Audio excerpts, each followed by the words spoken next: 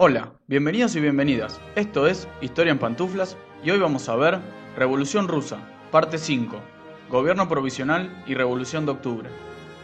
La Revolución de Febrero había sido gestada por un grupo heterogéneo donde coexistieron tanto la élite como el pueblo. En la práctica se habían generado dos autoridades políticas, el Gobierno Provisional, liderado básicamente por liberales, y el Soviet de Petrogrado, principado por mencheviques y socialistas revolucionarios. El Comité de la Duma autodesignó un gobierno presidido por un noble liberal, el príncipe Georgy Lvov. Sin embargo, este gobierno estaría sometido a la aprobación permanente del otro poder, el de obreros y soldados representados en el Soviet de Petrogrado. La ilusión del poder dual y complementario, donde el gobierno representaba a la élite y al Soviet, a la Revolución Popular, polarizaría las posiciones más radicales y conservadoras.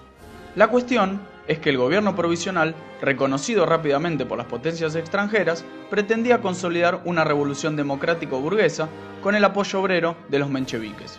Si bien se dieron indicios de reivindicaciones como el restablecimiento de las libertades civiles, las excarcelaciones de los presos políticos, aboliciones de algunos privilegios, se mantenía a Rusia en la guerra. La caída del zar había abierto un espectro enorme y algunos sectores no eran tan cautelosos y pretendían que los soviets tuvieran aún más injerencia en el poder político. En mayo y abril, Lenin y otros dirigentes revolucionarios regresaron a Petrogrado desde el exilio. Con el poder en la burguesía, la primera etapa de la revolución estaba consumada. Había llegado el momento de derrocarla y darle el poder a la clase trabajadora a través del partido. Con sus tesis de abril, el líder bolchevique planteaba un discurso más belicoso y radicalizado: confiscaciones, nacionalización, instauración de una república de soviets y la firma de la paz para finalizar con la guerra imperialista. Este discurso acercó al partido bolchevique a algunos personajes como Trotsky. Si bien el partido no contaba con mayoría en el soviet, progresivamente iría ganando terreno en los comités. Parte del ejército, que se veía a sí mismo como parte del proletariado, estaba desilusionado con la continuidad de la guerra, se acuartelaba y planteaba cuestionamientos al gobierno provisional y la oficialidad. Mientras el comité ejecutivo del Soviet menchevique mantenía una posición defensista de la guerra, las bases en las calles pedían el cese de los conflictos. El deterioro económico de la guerra era evidente, sobre todo cuando en junio el gobierno llevó a cabo una importante ofensiva en el frente polaco, que fracasó rotundamente con más de 200.000 bajas y el contraataque alemán que llegó a kilómetros de Petrogrado. En las manifestaciones callejeras denominadas Jornadas de Julio, comenzaron a sonar con más fuerza que antes dos consignas: todo el poder a los soviets y paz, pan y tierra. Sorpresivamente, la radicalización de obreros, soldados y marineros en las calles fue apaciguada por los propios líderes bolcheviques, incluido Lenin, generando dudas en las propias bases. Pero la credibilidad del gobierno de Lvov estaba dañada, y en su reemplazo surgió la figura del socialista revolucionario y ex ministro de guerra Alexander Kerensky. Los bolcheviques fueron acusados como los culpables de los acontecimientos de julio. El gobierno los persiguió y encarceló. Muchos de ellos nuevamente al exilio, Lenin, Zinoviev y el nuevo bolche, Trotsky, acusados de ser agentes alemanes en contra del gobierno. Era evidente que el gobierno provisional no contaba con el apoyo para sobrevivir mucho tiempo más, e indefectiblemente comenzó a recibir presiones tanto de derecha como de izquierda. Se da así un intento conservador y contrarrevolucionario fallido en manos del general Lav Kornilov, que había sido designado recientemente comandante en jefe del ejército ruso. Kerensky tuvo que recurrir de forma urgente a las Guardias Rojas, milicias urbanas armadas que representaban a los soviets, que se habían volcado prácticamente al control bolche, desplazando a los mencheviques y a los socialistas revolucionarios.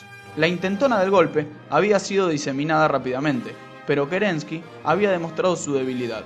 La izquierda radicalizada, que paradójicamente no tenía a sus principales líderes presentes, era la gran ganadora de aquel episodio. Los bolcheviques habían quedado como el único partido que no estaba comprometido y asociado con la burguesía y el régimen de febrero. Habían acaparado todos los descontentos de obreros, campesinos y soldados. El gobierno de Kerensky continuaba la guerra y para ese momento los bolches pasaron a tener mayoría definitiva de los soviets de Petrogrado y Moscú. Para octubre, el partido había triplicado su afiliación, convirtiéndose en un partido de masas. Las bases se mantuvieron en las calles reclamando mientras el poder dual se iba desintegrando y el gobierno provisional tenía los días contados. La Revolución de Febrero había dado nacimiento a una variedad de instituciones obreras, donde las mismas bases trabajadoras se habían ido radicalizando hasta sobrepasar muchas veces las propias estructuras.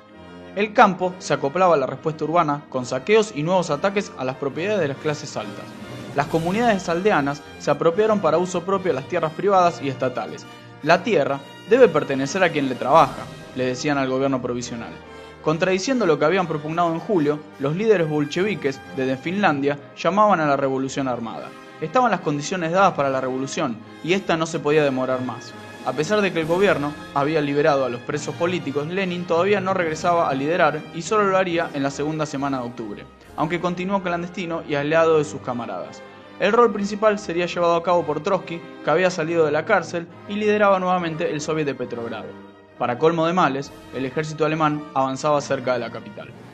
Kerensky no adoptó medidas preventivas. El 24 de octubre, las fuerzas del Comité Militar Revolucionario del Soviet de Petrogrado ocuparon rápidamente las instalaciones gubernativas claves, como oficinas de telégrafo y las estaciones de ferrocarriles, bloqueando la ciudad y rodeando al Palacio de Invierno, donde se sesionaba el gobierno.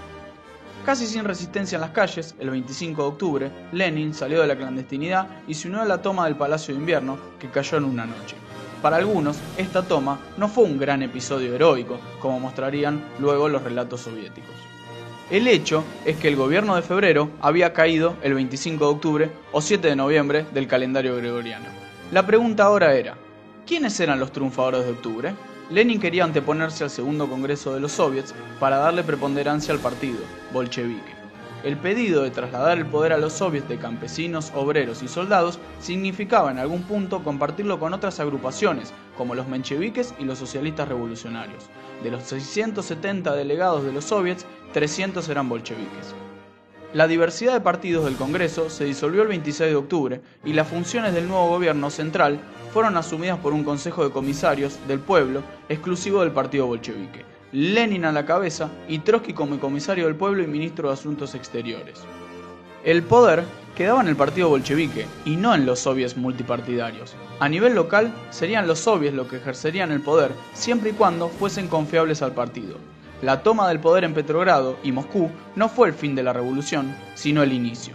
El resto de los soviets del país debían contrarrestar las fuerzas burguesas, así como la de los mencheviques y los socialistas revolucionarios. Mientras el campo había casi descartado a las autoridades urbanas, las zonas fronterizas y no rusas del imperio sufrían diferentes grados de conflicto. El nuevo gobierno, comunista, iba a tener que lidiar con fuerzas anárquicas, descentralizadas, separatistas y contrarrevolucionarias. Para ello, llevaría a cabo un verticalismo centrado en el partido bolchevique. Esto daba inicio al primer estado denominado socialista, que marcaría gran parte de la historia mundial del siglo XX. Pero eso es cuento para otro día. Si te gustó el video, suscríbete al canal, comentá, danos me gusta o criticá. Nos vemos la próxima.